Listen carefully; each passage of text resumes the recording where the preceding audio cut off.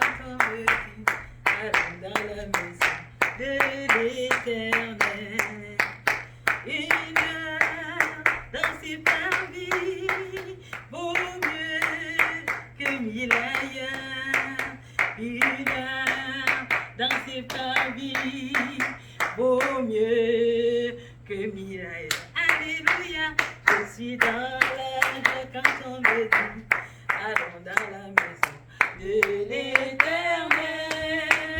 Je suis dans la joie quand on me dit, allons à la maison de l'Éternel.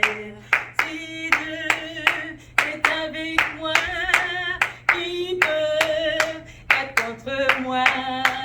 Si Dieu est avec moi, qui peut être contre moi? Alléluia, je suis dans la joie quand on me dit, allons dans la maison de l'Éternel.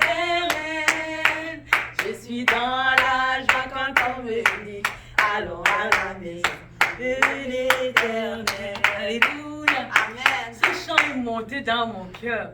Parce que si tu penses que la joie qui te vient de l'Éternel va dépendre de ta santé, va dépendre de tes circonstances, va dépendre d'une bonne nouvelle, tu seras basé sur de l'éphémère. Parce qu'une nouvelle qu'on te donne a un temps de durée. Après cette bonne nouvelle-là, il y a d'autres événements qui peuvent arriver et qui peuvent t'attister. Amen. Mais si ta joie, au lieu d'être basée sur les circonstances, sur les nouvelles, sur les journaux, sur un succès charnel, mais sur la parole de Dieu, sur ce que tu connais Dieu, sur le fait d'être enfant de Dieu, ta joie ne dépendra, elle ne sera pas une joie ondulée, elle sera une joie constante, elle sera une joie renouvelée, parce qu'il dit renouveler ses bontés chaque jour. Elle ne va pas dépendre des circonstances qu'on t'annonce, de l'état dans lequel tu es. Tu sais, tu marches maintenant, mais il y a des gens qui ne marchent pas. Tu sais, tu peux être couché à l'hôpital, comme moi j'étais il y a quelques jours, mais la joie est toujours là. Même en étant couché dans un lit d'hôpital, tu peux chanter des louanges à Dieu. Amen. Parce que à ce moment-là, même si mes membres ne peuvent pas bouger pour louer Dieu, mon âme à l'intérieur loue Dieu. Vous savez, et quand tu es à l'hôpital, on ne crie pas à l'hôpital. C'est sauf quand quelqu'un a mal. Et quand il a mal, on donne des petits calmants pour la douleur. Et là, quand tu es là-bas où tu ne peux pas bouger un muscle et rien, tu entends les anges chanter. J'ai expérimenté quelque chose de merveilleux. Des cantiques qui ne me venaient même plus. Alléluia. Un cantique que j'avais oublié que je chantais il y a bien longtemps et monté dans mon cœur. Il disait, non, je ne mourrai pas, je vivrai. J'ai d'abord tourné le visage pour regarder, mais qui chante dans la salle? J'ai vu personne. Alléluia. Amen. Et le chant a continué. C'est là que je me suis rendu compte que non. Il y a une autre présence avec moi. Amen. Pendant que je jetais des regards inquiets, je me disais, Seigneur, que va-t-il encore arriver cette fois-ci? Comment ça va se passer? De quoi il fait le lendemain? Et la voix continuait, et je raconterai les œuvres de l'Éternel. Amen. Je raconterai les bontés de mon Sauveur. Alléluia. Je ne mourrai pas. Et je dis, mais attends. Et j'ai continué à écouter. Il dit, l'Éternel est mon berger, je ne manquerai de rien. Il me fait reposer dans de verts pâturages. À cause de son nom, je vivrai, je ne mourrai pas, non. Donc, Dieu me fait reposer dans de verts pâturages. Et à cause de son nom, je ne vis pas pour un homme. Je ne vis pas pour la médecine. Je ne vis pas à cause d'un médicament. Je vis à cause de son nom. Je vais vivre, alléluia. À cause de son nom, je vais raconter ses bontés. À cause de son nom, je vais raconter sa grandeur. À cause de son nom, je pourrais encore le louer. À cause de son nom, je pourrais encore le chanter. Je pourrais parler de lui. Je pourrais dire à quelqu'un, Dieu t'aime. Je pourrais dire à quelqu'un, Dieu sauve encore. Dieu guérit encore. Dieu console encore. Dieu transforme encore. Dieu t'aime. Alléluia. Même quand j'étais couché, alléluia, la louange montait dans mon cœur. Alléluia. Quand ce cantique, je me suis rendu compte que, mais attends, j'ai voulu regarder avec les yeux physiques pour dire, mais pourquoi dans cette situation, je peux être bizarre et j'entends des louanges dans la salle, une belle louange douce, comme un doux vent, alléluia, remplir la salle, et la quiétude remplit mon cœur, et je regardais, c'était dans la pénombre, mais je pouvais sentir la présence de Dieu. Je n'avais pourtant pas prié, je n'avais pourtant rien fait, mais je sentais la présence de Dieu dans ce lieu-là où il n'y avait que des malades. Et je me suis dit, alléluia, Dieu est avec moi partout. Il est vraiment un berger, peu importe les circonstances. Il est présent, il est là, et il me donne sa paix. Et là, je découvre quelque chose que nous avons l'habitude de dire. La joie de l'Éternel est ma force. Quand je suis faible, c'est là que je suis forte. Quand je suis angoissée, c'est là que je suis forte. Parce que ma force ne s'appuie pas sur les rudiments de ce monde. Ma force ne s'appuie pas sur les pensées de ce monde. Ma force s'appuie sur l'Éternel. Je ne mourrai pas, je vivrai et je raconterai les œuvres de l'Éternel. Alléluia. Et je découvre une autre chose. Au travers de cette situation, mon Dieu est vivant. Mon Dieu me connaît. Mon Dieu connaît où je suis. À quel moment je suis. Qu'est-ce que je traverse à ce moment-là. Ce dont j'ai besoin. Amen. Et pour découvrir que Dieu te connaît, Dieu me connaît vraiment, sois attentif à ce petit passage que nous allons partager ensemble. Sois attentif parce que je suis sûr que tu vas comprendre pourquoi je disais, ah, Dieu est avec moi. Dieu connaît où je suis, comment je suis, ce que je traverse. Tu vas découvrir ça. Amen. J'aimerais te balader. Il y a plus de 2000 ans avant Jésus-Christ, sur un petit chemin qui s'appelle Jéricho. Si tu es un bon lecteur et si tu as ta Bible, tu peux ouvrir dans le Luc 10, versets 25 à 37. Il y a une histoire qui nous intéresse là-dedans. Amen. Et c'est l'histoire de quelqu'un d'anodin, de quelqu'un que tu ne peux pas considérer, de quelqu'un que toi et moi on aurait condamné, de quelqu'un que toi et moi on aurait jugé, de quelqu'un qui n'était pas digne de ton regard, de quelqu'un selon les normes et les règles de la société, nous aurions mis dans une certaine classe et nous aurions mis à part. Amen. J'aimerais que nous ouvrions nos Bibles et que nous puissions lire la merveilleuse histoire de Luc 10, verset 25 à 37. Amen. Ma bien-aimée, est-ce que tu peux lire ça? Je lis au nom de Jésus. Il est écrit dans Luc chapitre 10, verset 25. Un docteur de la loi se leva et dit à Jésus pour l'éprouver, « Maître, que dois-je faire pour hériter la vie éternelle ?»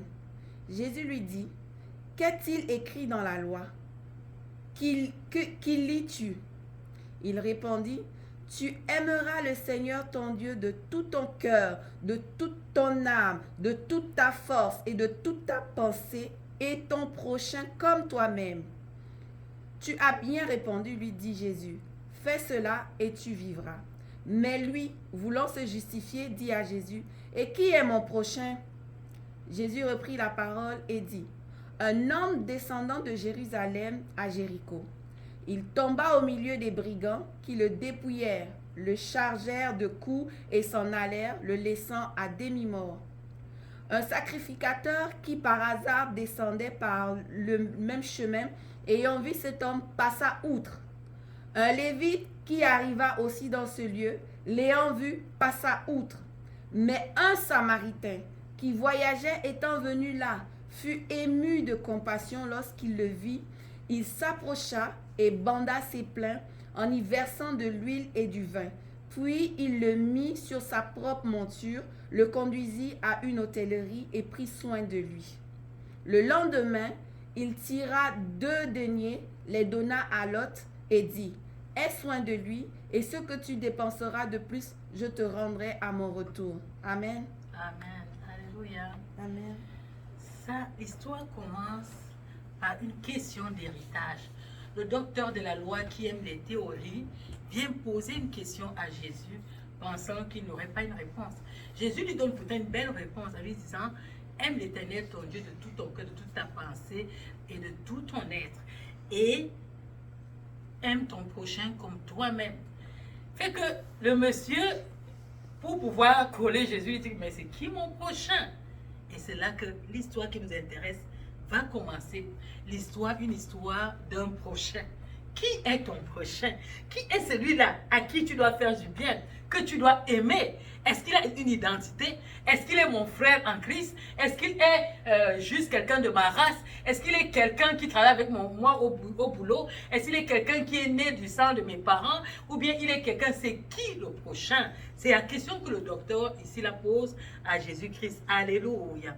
La question là aboutit donc à ce que nous appelons une parabole. La parabole, c'était une forme d'histoire qu'on racontait généralement pour pouvoir tirer des leçons, pour donner. Et Jésus aimait beaucoup utiliser les paraboles pour faire comprendre des choses spirituelles. Amen. À son auditoire.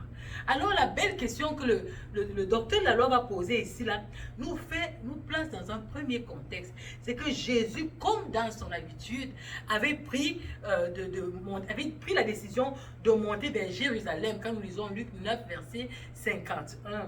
Et pendant qu'il monte comme ça, il va faire cette merveilleuse rencontre avec le docteur de la loi qui lui pose la merveilleuse question que nous avons écouté tout à l'heure. Amen. Et vous devez savoir une chose, le chemin que Jésus a emprunté là, dans ce chemin-là, la Bible nous dit que de Jéricho à Jérusalem, c'est à 800 mètres d'altitude de la mer. Et pendant que Jéricho se trouve à 400 mètres en dessous de la mer. Amen. Et la distance dont on nous parle ici, là, c'est environ 27 kilomètres. Donc, ce n'est pas à côté du tout. Amen. Et cette route-là était réputée être dangereuse. Une route où il y avait souvent des agressions. Parce que les villes alentours étaient des villes où il y avait des commerces. Donc, les gens passaient régulièrement sur cette route-là et se faisaient agresser. Et c'est le cas du monsieur ici qui va emprunter le chemin à un moment très délicat. Il va se faire agresser, tabasser et jeter là. Amen. Et ce que l'histoire nous révèle aussi, c'est que pendant que les gens vont traverser, il y aura un prêtre qui est censé connaître la loi, qui va traverser, le blesser et il ne va rien faire.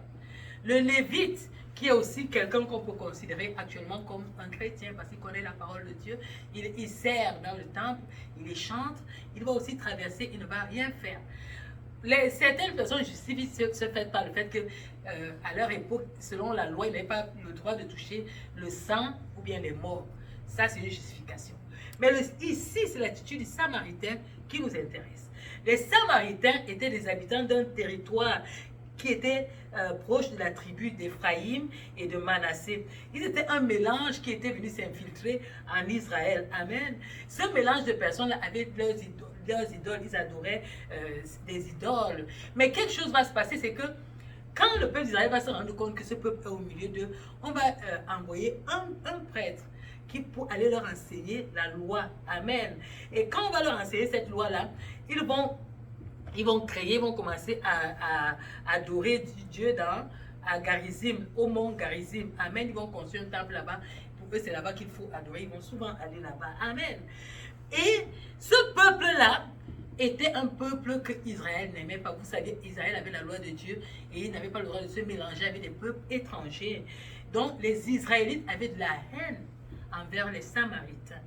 Première chose. Comment cette haine, quels sont les événements qui viennent comme animer cette haine-là? Lorsque nous rentrons dans les Écritures, dans Josué, nous lisons au verset 20, nous nous rendons compte que la ville de Samarie était un refuge des bandits. Donc, ceux qui étaient des bandits en Israël allaient se cacher généralement en Samarie. C'est pour ça que la Samarie avait une mauvaise réputation. Un autre événement, c'est que c'est leur chef. Quand vous rentrez dans l'Ancien Testament, dans Néhémie 6, verset 1 à 14, vous découvrez que leur chef, c'était Sambala. C'était eux, les Sambala et les Tobija, qui venaient empêcher le peuple d'Israël de bâtir le temple. Amen. Donc, ils étaient les rebelles, les bandits cherchaient à venir agresser pour venir empêcher que le temple de Dieu soit bâti. Amen. Ça fait donc que le peuple d'Israël, c'était une raison de plus pour que le peuple d'Israël haïsse ce peuple, ces Samaritains-là. Amen. Alors, nous rendons compte que donc, les Samaritains avaient une autre habitude, c'est qu'ils rejetaient carrément les 5 livres de Moïse. Ils rejetaient la Torah, ils ne croyaient pas en la loi de Moïse du tout. Et ça répugnait les Juifs qui les considéraient vraiment comme des rebuts de la société, selon Jean 8 à 48. Amen. C'est donc ce monsieur-là qui est considéré comme la bande des bandits, des agresseurs, qui va venir traverser à côté de cet homme blessé et qui va manifester un des caractères de Christ, qui va manifester la compassion. Amen. Amen. Et qui va nous enseigner les bonnes manières face à la misère, face à la souffrance, face à quelqu'un qui est à côté de nous et qui vit une situation délicate. Nous avons un blessé. Le Samaritain va s'enquérir de la situation du blessé. Il va le transporter et va l'amener dans un centre de soins pour qu'il puisse être pris aux soins. Il ne va pas seulement aller le laisser là-bas, il va donner de l'argent. Il va dire soignez cet homme. Et même si les soins, l'argent ou bien les produits que vous allez dépenser pour ces soins dépassent l'argent que je vous donne, je reviendrai pour venir payer le reliquat. Alléluia. Quelle leçon. J'ai envie de poser la question à ce niveau-là. Qui, à nos jours, de nos jours, peut encore avoir ce genre d'attitude?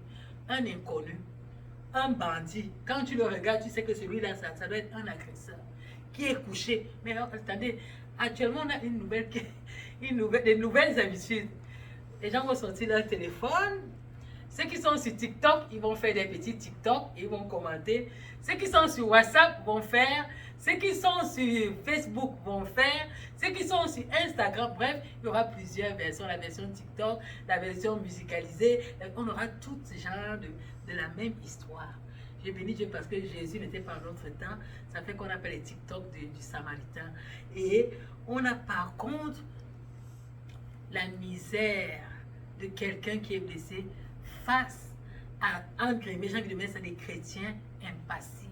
Le gros péché que ces deux personnes qui sont censées être des détenteurs de la loi manifestent ici, c'est l'indifférence. Combien de fois n'avons-nous pas manifesté l'indifférence face à la souffrance des gens, face au mal-être de quelqu'un, face à la blessure, face aux paroles de quelqu'un, on est dépourvu de compassion. La compassion n'est pas de la pitié. La compassion est une action qui t'amène à secourir quelqu'un qui est dans le besoin. J'aimerais définir ça de cette façon-là. Parce que ici, le Samaritain ne s'est pas arrêté juste pour regarder. Il a secouru, il allait même au-delà de ce que nous pouvons appeler le secours, parce qu'il est parti le mettre en soin. Il s'est arrangé afin que les soins, les bons soins soient donnés à cet homme qui était dans une situation délicate, une situation où on ne sait pas si on va vivre ou on va mourir. Alléluia. Cet homme va secourir un étranger, quelqu'un qui ne connaît pas. Alléluia. Quelqu'un qui n'est pas de sa famille, quelqu'un qui ne travaille pas avec lui, quelqu'un qui ne connaît même pas de son village ou de quoi. Il n'a aucun lien de parenté, nous dit la parole, mais il va lui porter le secours. Alléluia. J'ai envie de dire que ce Samaritain a une attitude, c'est un modèle de Jésus, c'est quelqu'un qui manifeste le caractère de Jésus face aux situations. Alléluia. Il prend de l'attention, il manifeste Jésus. Quand vous voyez Jésus, la vie de Jésus, vous voyez que Jésus se manifestait de cette façon. Il était celui-là qui manifestait de la compassion envers des inconnus, envers des enfants, envers des morts, envers des veuves, envers toute personne de la société, des soldats au gradé, aux pauvres, aux escrocs, aux bandits, aux prostituées. Jésus a manifesté la compassion. Il s'est pas arrêté en disant, ouais, j'ai pitié de ta situation. Ouais, comme tu es malheureux. Il s'est approché à cette femme qu'on avait condamnée, qu'on était prête à lapider. Il a dit, celui-là qui n'avait pas de péché, lance la première pierre. Cette parole a eu à pincer les cœurs. Et ça fait que ces détracteurs, ces tueurs sont assoiffés de sang, ont laissé cette femme une action qui apporte le changement. On voit Jésus qui va vers son meilleur ami Lazare, qui est prêt, qui a déjà pourri pendant plus de 3 jours dans la tombe. Alléluia. Il va avec sa compassion, il fait une action, il va ressusciter ce mort-là. Alléluia. On voit Jésus encore en marchant dans la foule, priant pour les lépreux, les 10 lépreux qui étaient aveugles, qui étaient malades, qui avaient de la lèpre, qui ne savaient pas comment faire. Prier pour ces lépreux-là. On voit Jésus pour les aveugles, prier. On voit Jésus à Bethesda où le paralytique avait plus de 38 ans. Il n'y avait personne pour le jeter dans la rivière. Jésus dit, est-ce que tu as la foi? Est-ce que tu veux être guéri maintenant? Prends ton lit et marche. Alléluia. Ça, c'était le Seigneur. Ça, c'était notre Seigneur. Et ce Samaritain ici, qui n'a pas, de première vue, n'a pas le comportement d'un enfant de Dieu, à qui on pourrait dire ici de la Torah, il n'allait pas réciter. On lui dit, est-ce que tu sais que Dieu existe? Il ne connaît pas. Mais qui manifeste la pureté du caractère de Christ. Alléluia. Combien d'enfants de Dieu de ce siècle peuvent-ils lever le doigt et dire que j'ai cela? J'ai ce caractère, je m'identifie aisément au caractère du bon Samaritain. Combien? J'ai vu, pendant que je vous ai dit tout à l'heure que j'étais à l'hôpital, vous allez me demander comment, le pourquoi. Pendant que j'étais à l'hôpital, j'étais seule, vous savez, nous sommes dans un pays étranger et nous n'avons aucun membre de nos familles. J'étais là avec l'enfant, je me posais avec mille et une questions. Je me disais, comment ça va se passer? Quels soins? Je jetais des regards inquiets. J'ai vu un monsieur passer, un prêtre. Cette fois-là, c'est le prêtre a eu la merveilleuse attitude. Il passait, il était venu ouvrir une visite à un malade. Et il s'est arrêté, il m'a regardé, il a vu l'air que j'avais. Il s'est approché de moi, il m'a dit, madame, c'est vous la maman de l'enfant? Je suis là pour vous encourager. Sachez que ça va bien aller, madame. Vous êtes seule? J'ai répondu oui. Il m'a dit, mais Dieu est avec vous. Il m'a donné quelques paroles et il a prié pour mon enfant. Vous ne pouvez pas savoir ce que ça m'a fait. J'étais dans les urgences avec tous les trucs qui se passaient autour de moi. J'ai pu trouver, Jésus m'a rendu visite. Je me suis rappelé quand il est parti, la parole qui est montée dans mon cœur, c'était quand j'étais malade, je m'as visité. Il disait que c'était ça, Jésus décrivait ça comme la véritable religion. Et le monsieur me disait qu'il a laissé le sacerdoce dans l'église pour être proche des malades. Il préfère rendre visite aux malades, prier pour les malades, que de faire le sacerdoce à des personnes bien portantes. Et vous savez, lorsqu'on est malade, on est plus ouvert à écouter l'évangile. Et quand il est venu là, il a prié, il est parti. Vous ne pouvez pas savoir la paix. J'ai béni le nom du Seigneur. Je me suis dit, le Seigneur m'a visité. Alléluia. Le Seigneur m'a visité comme 3 fois.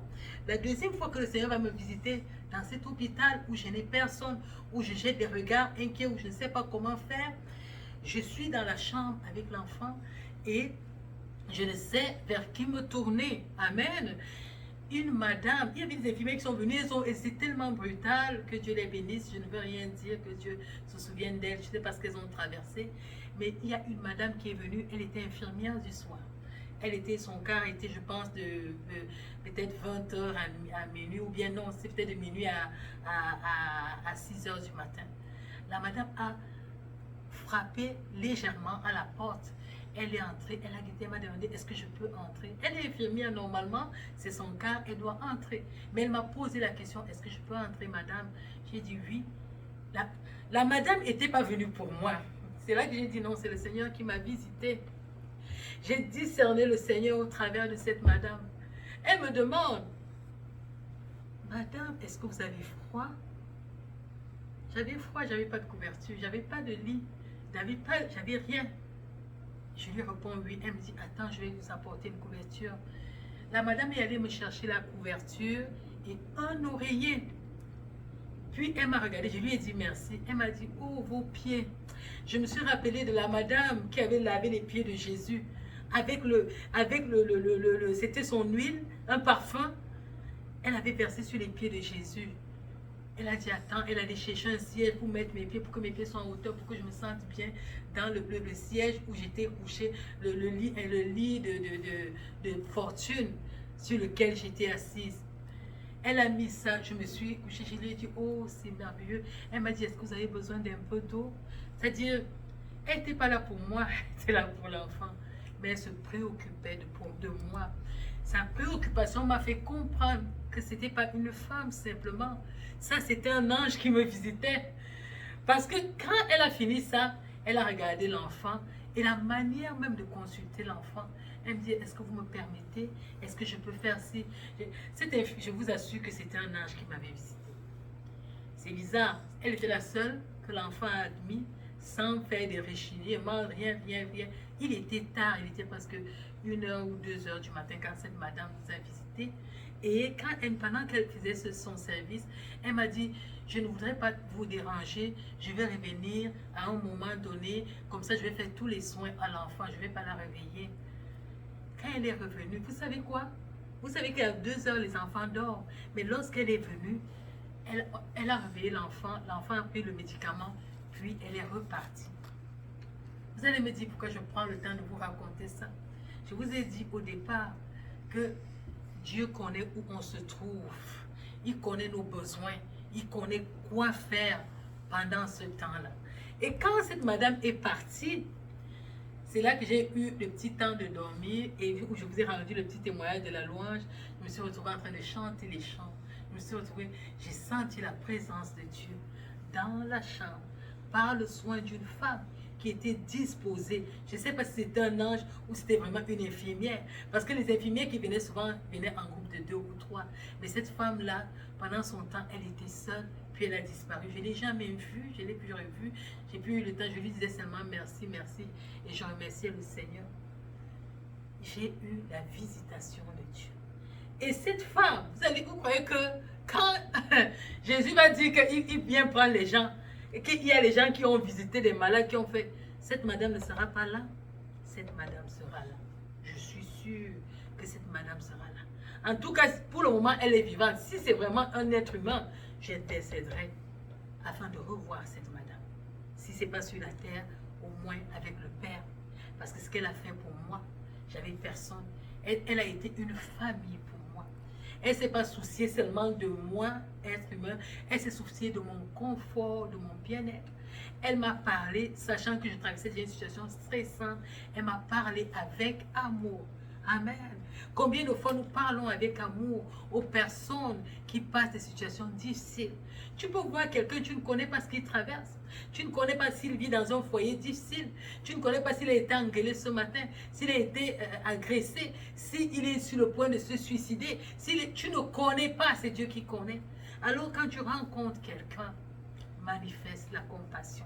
Pas la compassion seulement des pitiés que des réseaux sociaux, mais la compassion, l'élan du cœur qui t'amène, qui te pousse à l'action. Alléluia. Je ferme cette parenthèse, mais j'étais en train de voir juste la visitation de Dieu au travers des hommes. Est-ce que tu sais que tu peux te prêter à Dieu pour rendre ministère à quelqu'un qui est à côté de toi, qui souffre à côté de toi, qui a juste besoin d'une parole d'encouragement, qui a juste besoin d'un geste, d'une petite tapote pour aller de l'avant? Est-ce que tu sais que tu peux le faire? Alléluia!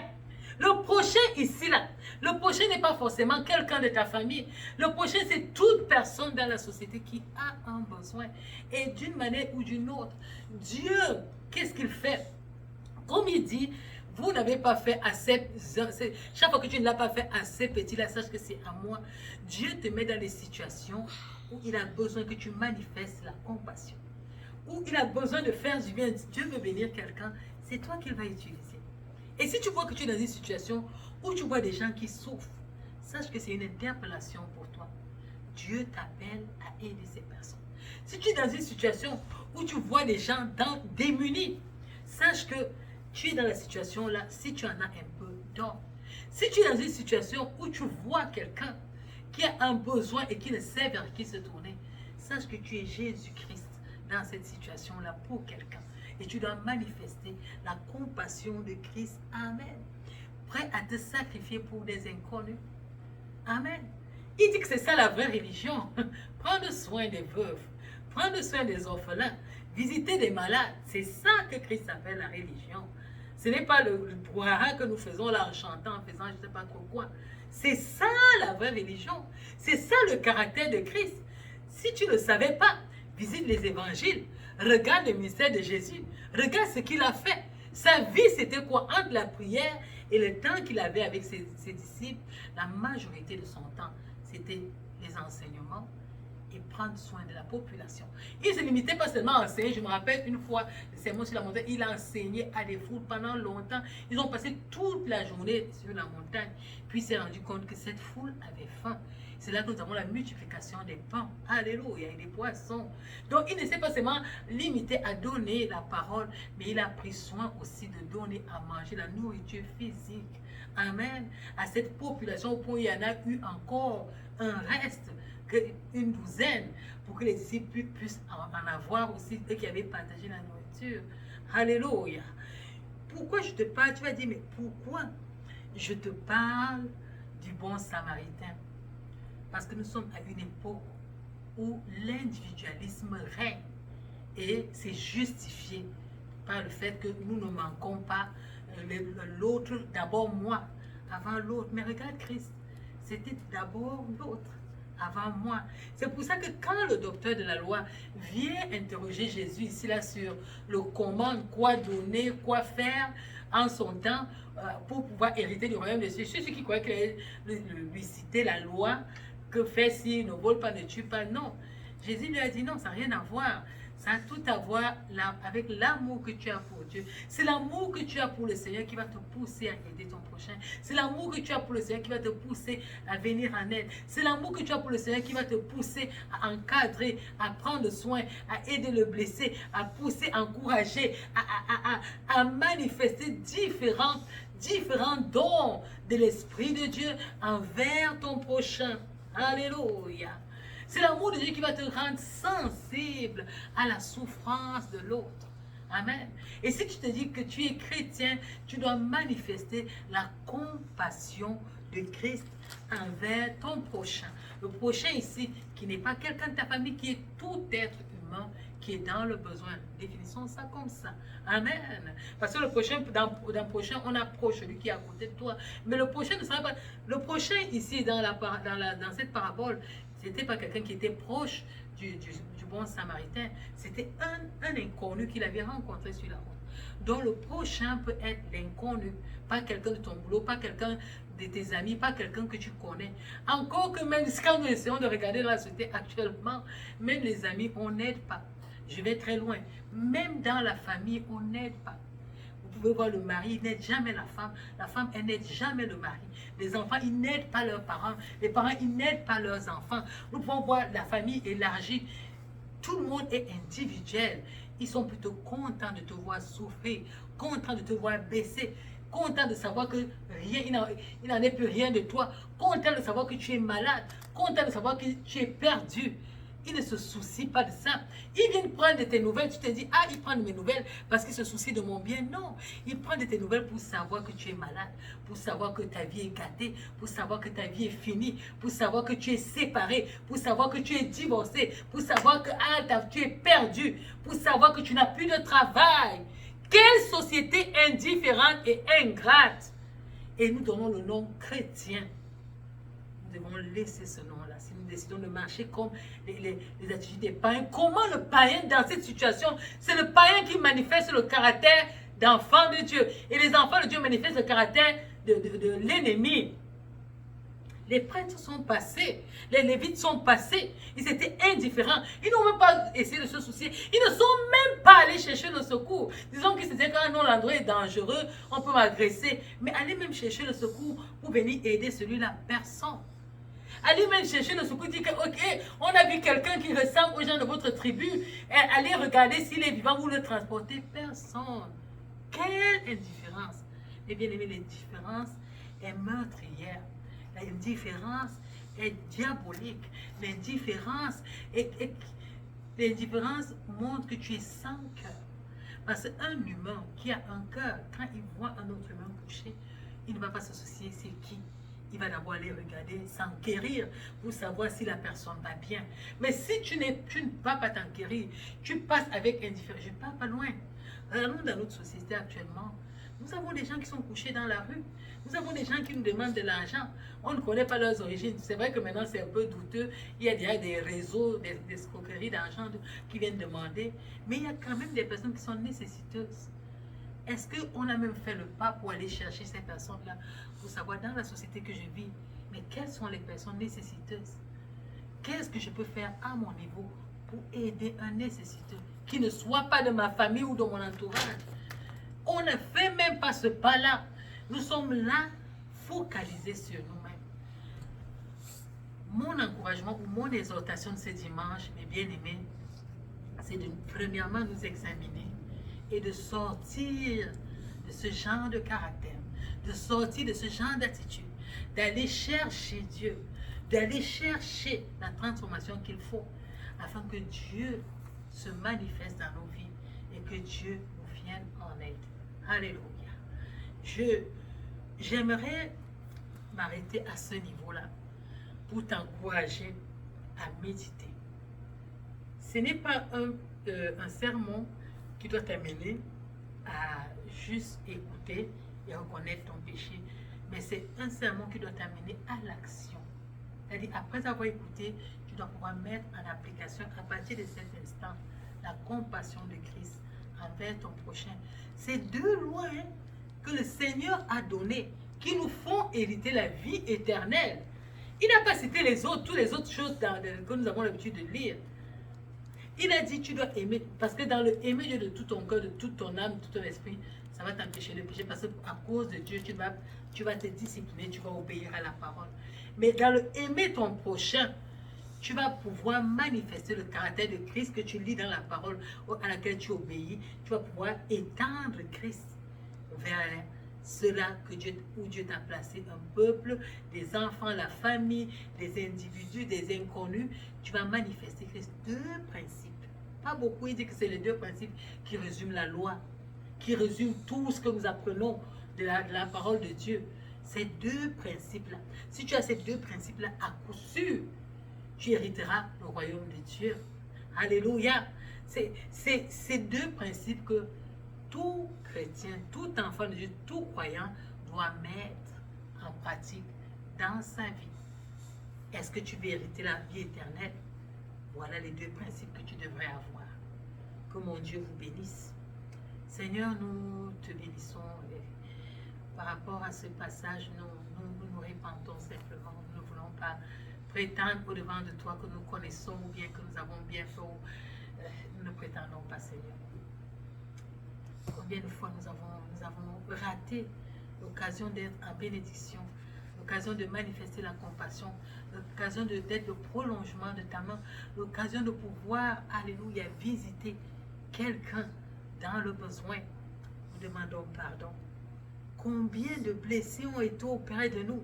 Des blessés physiques, des blessés intérieurs, des blessés sentimentaux, des blessés sur toutes les formes moraux. Mais nous avons été indifférents. Seigneur, nous te demandons pardon et nous supplions afin que tu nous aides, donne-nous des cœurs de chair, des cœurs qui font que, ô Seigneur, nous puissions être à ton image, nous puissions manifester, tu aimeras ton prochain comme toi-même. Toi seul es capable de faire ça dans ma vie, dans la vie de mon frère, dans la vie de ma soeur. Je peux me réjouir de ta visitation parce que deux personnes ont accepté de manifester ton caractère vis-à-vis de moi, de manifester la compassion, d'être un soutien à un moment difficile de ma vie où j'avais besoin. Je peux être heureuse et me taper la poitrine au milieu des gens parce que deux personnes ont accepté de se rabaisser, d'aller au-delà de la race, au-delà des clichés de la société pour me manifester de l'amour. Mais à combien de personnes, moi aussi, je manifeste de l'amour? Seigneur Dieu, le cri de mon cœur ce soir est le cri de cœur de l'Église, et le cri de cœur de tout enfant de Dieu qui aimerait un jour être placé à tes côtés. Tu dis que nous devons porter du fruit. Alléluia. Et ce fruit doit être à ta ressemblance. Et quand nous regardons tes pas, Père, nous voyons comment tu as manifesté la compassion dans ce monde. Aie pitié de moi, aie pitié de mon âme, aie pitié de mon frère, aie pitié de ma soeur. Et accorde-nous la grâce de manifester le même caractère que tu avais, Seigneur. Tel est le cri de mon cœur ce soir. Je te loue parce que tu vas faire au-delà de mon attente et que, pas seulement à moi, Mais à toute personne qui en ce moment traverse une situation difficile, a été blessée, a été agressée, se sent délaissée, papa, qui entend ma voix, visite et fait du bien. Change, touche, transforme, fais du bien, tout simplement aux gens, Seigneur. Étends tes mains et fais du bien, papa, au nom de Jésus. Que ton immense compassion se prolonge et visite, et que quelqu'un puisse se relever, que le faible puisse crier comme moi dans ce lit d'hôpital. Je suis fort en toi. Alléluia. Parce que ton amour sera manifesté. Alléluia. À ton nom la gloire. Parce que tu fais du bien. Tu touches maintenant. Tu touches des malades. Tu touches des blessés. Tu touches, alléluia, des désespérés. Tu touches des gens proches du suicide. Tu touches des personnes qui n'avaient plus confiance à la vie. Tu ramènes des opprimés vers toi. Tu ramènes ceux-là qui n'avaient plus d'espoir à toi. Tu visites des veuves. Tu visites des orphelins. Tu visites des malades sous toute forme, des aveugles, des lépreux, des cancers, de ceux qui ont des cancers. Tu visites, ô Seigneur, et tu apportes la guérison au nom de Jésus-Christ. Merci Seigneur parce que tu touches. Saint-Esprit, je prie afin que tu fasses grâce et que tu déploies la compassion de Christ, la main de Christ qui guérit. Que par les médecins de Christ maintenant, les gens reçoivent la guérison au nom de Jésus. Repousse les ténèbres dans leur vie au nom puissant de Jésus-Christ. Merci Père parce que tu vas faire. À ton nom nous donnons la gloire, la magnificence, l'honneur pour des siècles et des siècles. Au nom de Jésus-Christ. Amen. Amen. Amen. Soyez bénis au nom de Jésus.